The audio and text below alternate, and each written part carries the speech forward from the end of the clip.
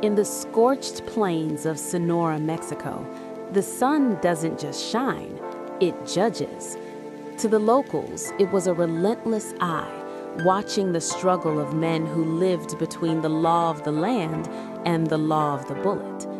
Elias Salazar was not born a king. He was born the son of a goat herder with nothing to his name but a rusted machete and a mind that worked faster than a rattlesnake's strike. In the village of Las Almas, people knew him as a quiet boy.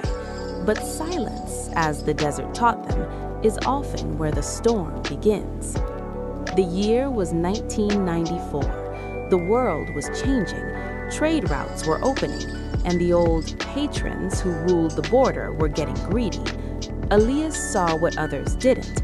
Power wasn't just about who had the most guns. It was about who controlled the loyalty of the forgotten. The incident at the well. The transformation of Elias into the Don began on a Tuesday. A local lieutenant for the Sinaloa interests, a man named El Gato, had decided to tax the village's only functional water well. "Water is a gift from God," Elias said, standing before El Gato's gleaming black SUV. Elias was barely 20, his shirt stained with the red dust of the earth. El Gato laughed, leaning out of the window with a gold-plated 1911 tucked into his waistband. "In Sonora, kid, God is on vacation. I'm the one who signs the checks now." Elias didn't flinch. He didn't pull a gun. Instead, he reached into his pocket and pulled out a small, leather-bound ledger. "I've tracked your shipments, Gato.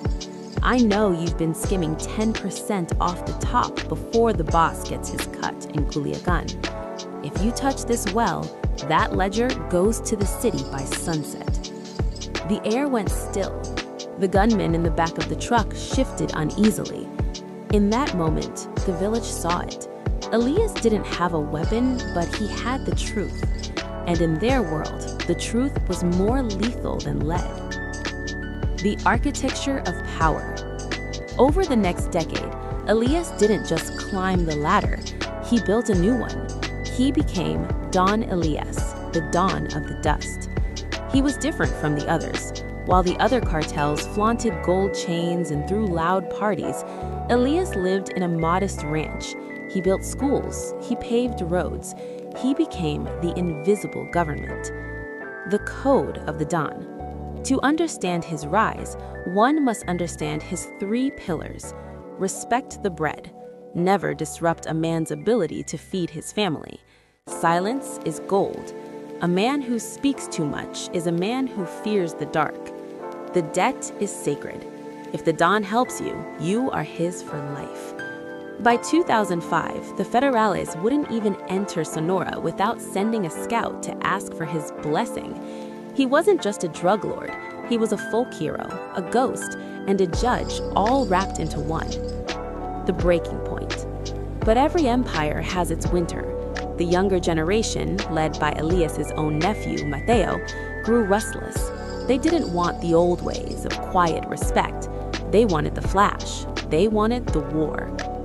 "Tío," Mateo said one night, his eyes bloodshot from ego and expensive tequila, "we are the kings of the north. Why do we hide in the dirt? We should take Mexico City. We should make them bow."